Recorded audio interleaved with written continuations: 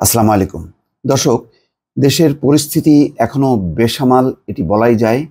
আজকে সকাল থেকেই একটি ভিন্ন রকম পরিস্থিতি শুরু হয়েছে এবং তার কেন্দ্রবিন্দু হচ্ছে বাংলাদেশের উচ্চ আদালত। সেখানে প্রধান বিচারপতি ফুল কোর্ট সভা ডেকেছিলেন, অর্থাৎ সব বিচারপতিদেরকে নিয়ে তিনি সভা ডেকেছিলেন। পরে আন্দোলনের মুখে, চাপের মুখে তিনি সেটি স্থগিত করেছেন।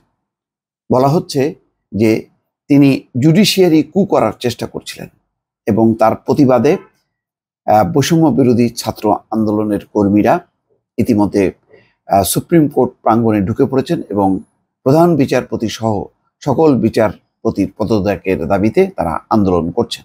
আসিফ মাহমুদ, যিনি উপদেষ্টা, তিনি অনতিবিলম্বে পদত্যাগ দাবি করেছেন। প্রধান বিচারপতি সহ সব বিচারপতি বলছেন যদি তারা পদত্যাগ না করেন তাহলে করুণ পরিস্থিতি তৈরি হবে এবং হুঁশিয়ারি করেন। অন্যদিকে প্রধান বিচারপতির পদত্যাগের দাবিতে আইনজীবীদের বিক্ষোভ সেখানে চলছে। দর্শক, কেন এই পরিস্থিতি?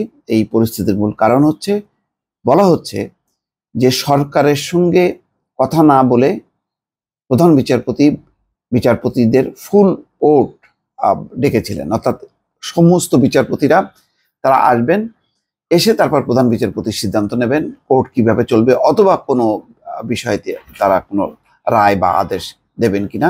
বিষয়টা পরিষ্কার না, অস্পষ্ট হয়েছে এই কারণে যে সরকার জানে না। যেমন আইন উপদেষ্টা, সদ্য নির্বাচিত আইন উপদেষ্টা আসিফ নজরুল, তিনি বলছেন ছাত্র জনতার আন্দোলনের মুখে এখন প্রধান বিচারপতি পদত্যাগ করবেন কিনা সেটি তার বিষয়। তার মানেই হচ্ছে যে সরকারের সঙ্গে আলোচনা না করে বিদ্যমান পরিস্থিতিতে তিনি কেন ফুল কোর্ট সভা ডেকেছিলেন প্রধান বিচারপতি ওয়াহিদুল হাসান, সেটি একটি রহস্য তৈরি করেছে।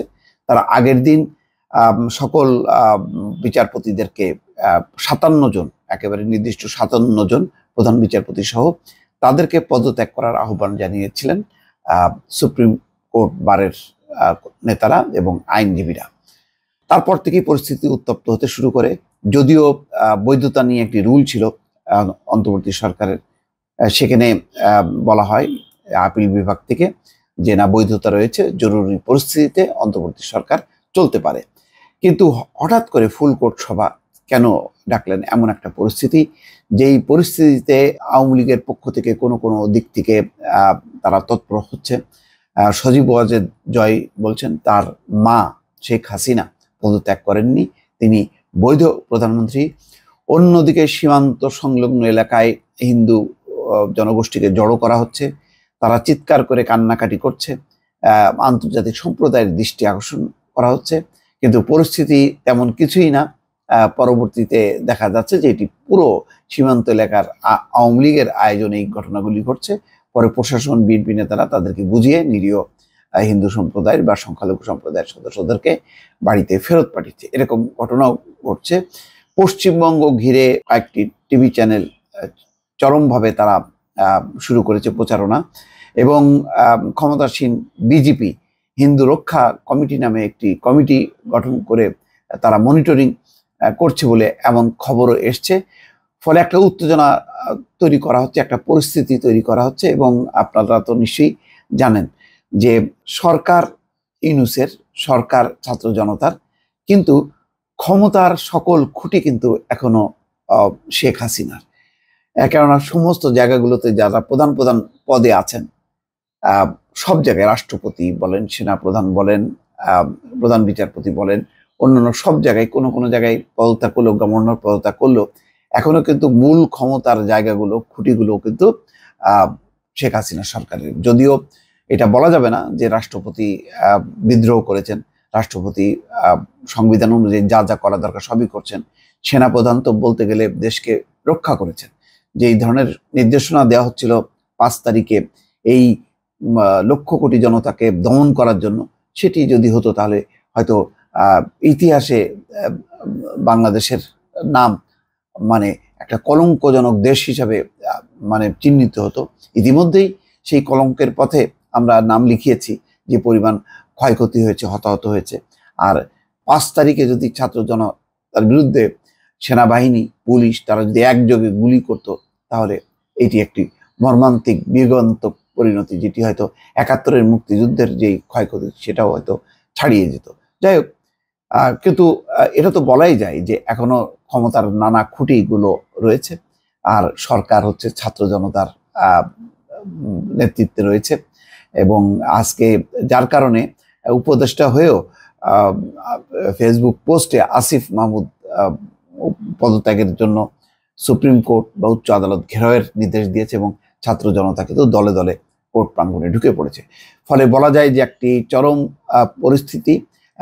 প্রধান বিচারপতির প্রতি বিন্দু মাত্র কোনো আস্থা নেই, এবং তার ব্যাপারে যেই কথা বাজারে আছে, এবং এটার মানে অস্বীকার করার উপায় নেই। প্রধান বিচারপতি এনায়েতুর রহিম তারা সরাসরি ছাত্রলীগের রাজনীতির সঙ্গে জড়িত, শুধু না, তারা রীতিমতো সাংগঠনিক পদে ছিলেন, অর্থাৎ নেতা হিসেবে তারা দায়িত্ব পালন করেছেন। তাদেরকে দিয়ে শেখ হাসিনা সমস্ত জায়গাগুলোতে, গুরুত্বপূর্ণ জায়গাগুলোতে নিরঙ্কুশ করেছিলেন, যে সেখানে ছাত্রলীগের, আওয়ামী লীগের লোকজন থাকবে, যাতে ক্ষমতার কোনো রকম নড়চড় না হয় এবং নিরঙ্কুশ থাকে। সেভাবেই সাজিয়েছিলেন সারা দেশের যে সাংবিধানিক পদগুলো বা প্রশাসনিক পদগুলো। এখন সেই জায়গাগুলো থেকে কিন্তু আঘাত আসতে শুরু করেছে, এবং এখন প্রকাশ্যে এসছে যে এই প্রধান বিচারপতির নেতৃত্বে একটা জুডিশিয়ারি কু করার একটা পরিকল্পনা চলছিল। অর্থাৎ যদি আজকে ফুল কোর্ট বেঞ্চ বা ফুল কোর্ট বিচারপতিদের যে সভা ডাকা হয়েছিল, সেখান থেকে যদি বলা হতো যে এই সরকার অবৈধ, এর কোনো বৈধতা নেই, যেটি সজীব ওয়াজেদ জয় বলছে, সেরকম যদি একটা অ্যানাউন্সমেন্ট দিত, তাহলে কিন্তু একটা সাংবিধানিক সংকটে পড়তো, এবং এই সুযোগে কিন্তু দেশের যেই মানে দেশের এর প্রেক্ষিতে যদি শেখ হাসিনা বা তার তরফ থেকে কোনো সরকারের কেউ যদি সব দেশকে রক্ষা করার জন্য, দেশকে রক্ষা করার জন্য যদি আশেপাশের কোনো সরকারের বা কোনো বাহিনীর হস্তক্ষেপ কামনা করতো, তাহলে হয়তো অন্য পরিস্থিতি তৈরি হতো। তো যাই হোক, পরিস্থিতি যে এখন টলটলায়মান এবং বেসামাল, এটি বলাই যায়। সুতরাং একটি নতুন সংকট কিন্তু তৈরি হলো। মনে করা হচ্ছিল যে তত্ত্বাবধায়ক সরকার বা অন্তর্বর্তী সরকার দায়িত্ব নেওয়ার পর পরিস্থিতি শান্ত হবে, কিন্তু এখন দেখা যাচ্ছে না, পরিস্থিতি কিন্তু শান্ত হচ্ছে না। ক্রমেই কিন্তু নানা পয়েন্ট থেকে কিন্তু বিষিয়ে তোলা হচ্ছে। বিশেষ করে সবচেয়ে এখন বেশি রাজনীতিটা যেটি খেলা শুরু হয়েছে, সেটা হচ্ছে সংখ্যালঘু সম্প্রদায়কে ঘিরে। তো এই পরিস্থিতি কিভাবে সামাল দেবে, কিভাবে সুপ্রিম কোর্ট, তত্ত্বাবধায়ক সরকার বা অন্তর্বর্তী সরকার তার নিয়ন্ত্রণে আসবে, সেটি দর্শক এখন দেখার বিষয়। পরিস্থিতি একেবারেই ভালো না। আজকে দিনের শুরুতেই প্রধান উপদেষ্টা ডক্টর মোহাম্মদ ইউনূস রংপুরে গেছেন নিহত আবু সাঈদের বাড়িতে, সেই দৃশ্যগুলো আমরা দেখেছি।